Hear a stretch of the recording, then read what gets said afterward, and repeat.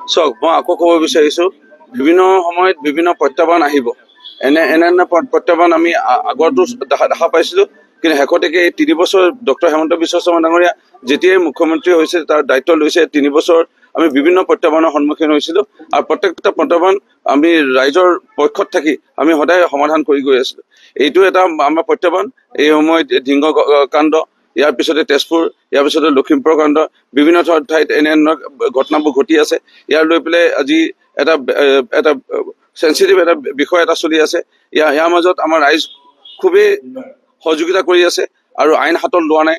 Morrell policing আমি কোনো কৰিব নালাগে। সন্দেহযুক্ত নাগৰিকক আমি যদি দেখো আৰু কিবা যদি ভুল কোনোবা ব্যক্তিয়ে কৰিছে, কোনোবা পক্ষই কৰিছে, আমি তৎক্ষণাৎভাৱে অসম পুলিচক জনাব লাগে।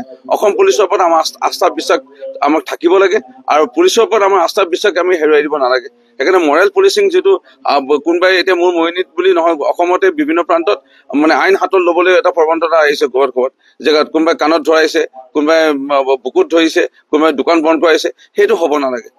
মই জনাত কিবা ভুল দেখিছে, লগে লগে পুলিচক জনাব লাগে, আমাৰ চৰকাৰৰ প্ৰতিনিধিক জনাব লাগে, সংবাদ মাধ্যমক জনাব লাগে।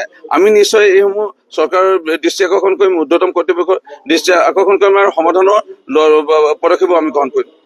অভিযোগ আছে যে বন স্বাক্ষৰ কৰে, তেওঁলোকৰ মুখ বন্ধ কৰিবলৈ চৰকাৰে চেষ্টা কৰিছে। চাওক, এই ঘটনাটো মই এতিয়াও ভালদৰে আৰু বুজিবলৈ চেষ্টা কৰি আছো, কাৰণ ঘটনাটো মই ভালদৰে আৰু বিতংভাৱে নুবুজি এই সন্দৰ্ভত মই মত দিব বিচাৰো।